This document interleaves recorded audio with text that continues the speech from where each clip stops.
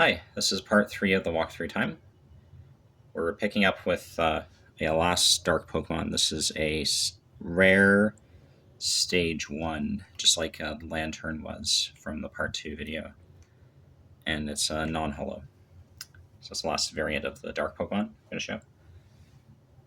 The Neo era with Neo Revelation introduced Shining Pokemon as well, which were meant to incorporate the new mechanic of shiny Pokemon in the games.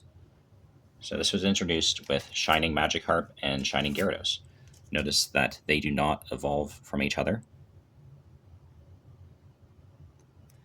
And yeah, these are two separate cards. And if you look at the bottom there, it just shows the basic rarity symbol. Picked it up there. All right, so it's going to be important because the next, with Neo Destiny, the same set as the Light and Dark Pokemon were from for Neo, we have another series of Shining Pokemon, but the rarity is shown by this. If I can get to focus.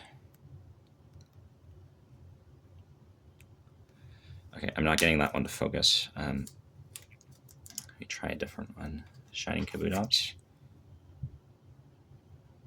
You can see it from there. So you can see the 3 stars in the bottom right there. So you can see that they have a new rarity symbol specifically for the Shining Pokemon. So the only basic Shining Pokemon was the Shining Magikarp. This is the only first stage Pokemon. And then these are all basic Pokemon, and it showed a mixture of Johto and Kanto Pokemon in Neo Destiny. The Steel type here with the crest, it still has the crest just like the Dark Caesar did for the Dark Pokemon. And these are both fully evolved. This included some Kanto Pokemon and Legendary with Shining Celebi.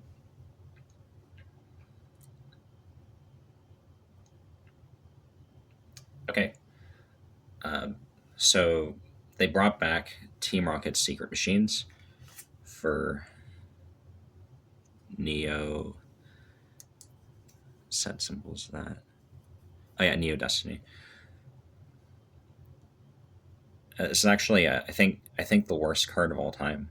So it has a 50% chance of doing nothing, and then like a 50% chance of just doing, like ending your turn.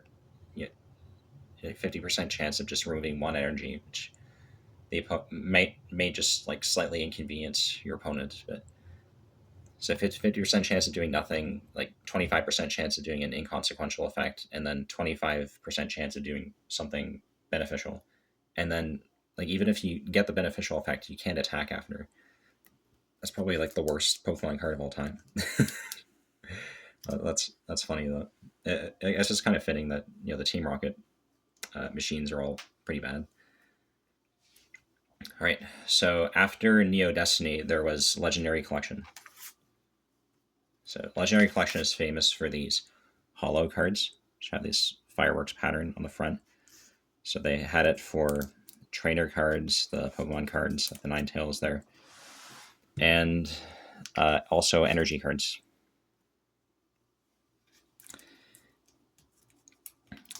And they also had it for these the holo rares, like the Dark Raichu here. They were given this. They're given the Starlight pattern. And what's interesting about this is that this allowed some of the holo rare cards from Team Rocket, the dark holo cards, to get the Starlight pattern for the first time.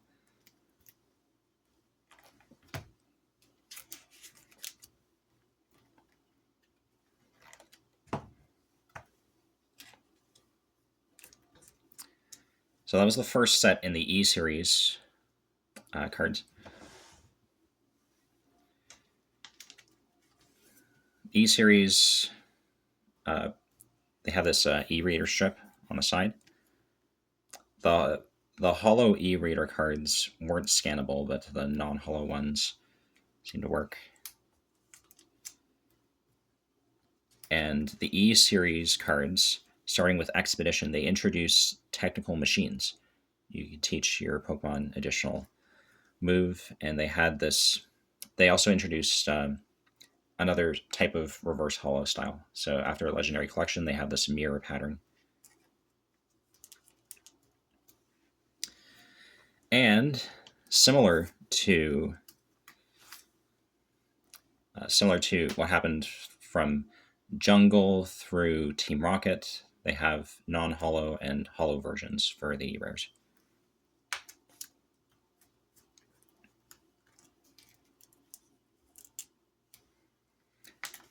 Expedition also introduced supporter cards. It can only be played once per turn and had a beneficial effect. So similar to item cards, but usually more powerful. And they kept going with stadium cards, like the Mystery Zone and Special Energy, like Crystal Energy here. All right, now we get into the next special type of cards introduced during the E-Series era. These are the Crystal Pokemon. Oh yeah, one thing I forgot to mention about the Shining Pokemon here. They had a bunch of multi-typed attacks, like for example, the Gyarados here, Shining Celebi. Some of these had, so there's a mixture of types that matched the Pokemon, but also a lot of others. I think I have the whole set of, Shining Steelix. This has Ground and Dark, so it's not as interesting of an assortment of types there, but a lot of these, like the Shining Celebi, had water, fire, fire from the Gyarados, fighting, electric, water. So I think everything except a couple of them, like Dark and Steel, were available on those cards. So Crystal Pokemon are similar. The interesting gimmick about the Crystal Pokemon is that you could change their type by attaching a certain energy type to it. So like this Kingdra, for example, from Aquapolis, it could change between water, electric, and psychic, which are the three energy types shown in the energy costs for its attacks. You can also see there's no hollow border below, like around the text below the picture box there.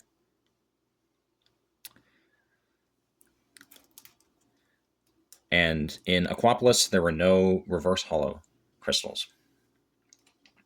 In Skyridge, they introduced a new feature for the hollows. So you can see that little holographic circle around the text in the bottom border, which you didn't have with the Kingdra.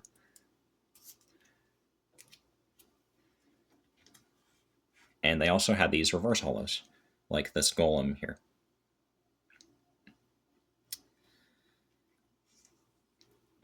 I think, I chose a selection of cards specifically that showed the full set of types you can have on these crystals.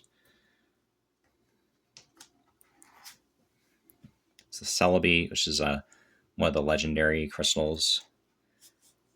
The Lugia and Ho are super expensive. This is Buried Fossil, which is the next iteration of the Mysterious Fossil. All those fossil Pokemon. And in Skyridge, they had a lot of cards that had this Ho-Oh in the design somewhere, like this Yanma. That was featured on the Crystal Ho-Oh design. So they kept going with... so they had these interesting designs for like new technical machines, this sphere that could teach Pokemon to move.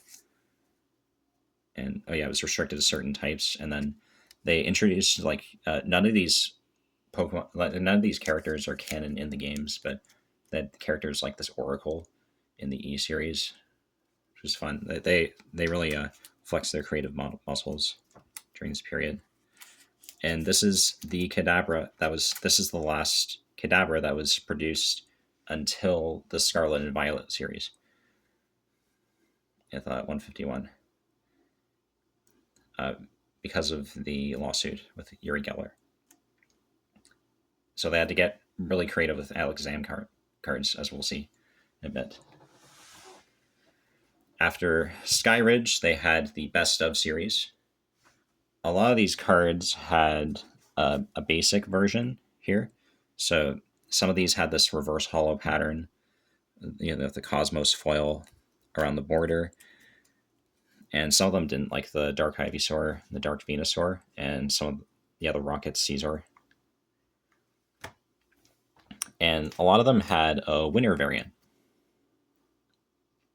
It is given out as prizes in tournaments. For the Rockets cards, so this Hitmonchan had both normal version, so homage to base set, as well as a Rockets Hitmonchan, which is brand new. The Rockets cards only had a winner stamp, except for the new ones, the Rocket Caesar or the Rockets Sneasel.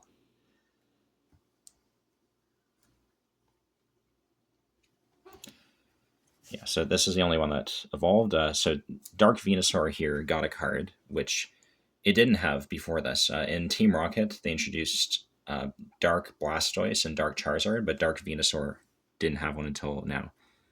But both Dark Ivysaur and Dark Venusaur, they have a winner stamp and a normal stamp version. And same with the Rocket Caesar, which shows the villain from the 4th movie in the background, Pokemon Forever. All right, and then on the next page, we have this energy, which is part of the set, the Best of series. That's the first holographic Pro Energy that was added a new style, a reverse hollow style to an old energy, I think. This is the only trainer card from the Best of series, Professor Elm.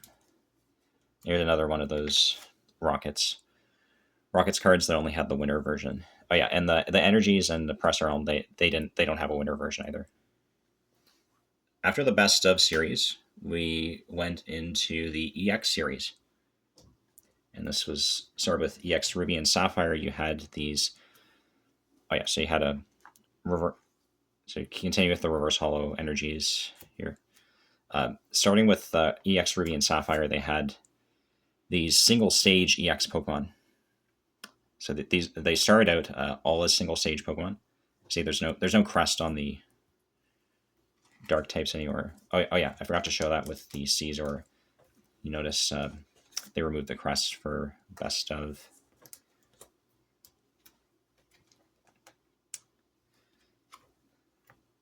Yeah, during the E series.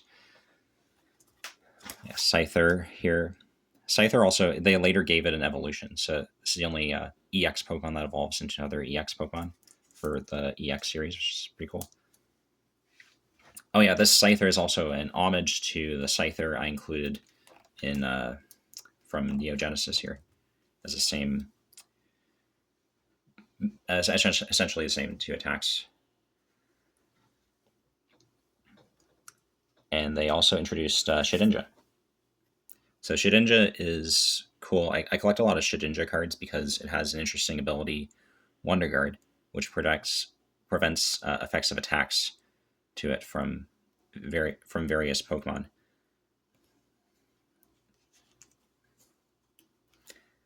Or it has abilities that reference its empty husk in some way.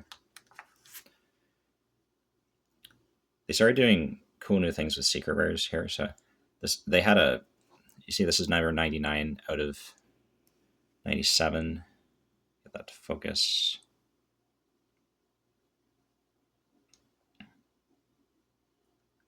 There we go. So there is a Charmeleon in EX Dragon, and then Charmander number 98, then Charmeleon and Charizard. So they did later as well Kecleon is another Pokemon introduced during the series, which is also pretty cool. Specifically, it is able to take a lot of different types of energies or types during the games because of various Pokemon powers that were introduced. All right, so it's 15 minutes 17, so let's take a break for your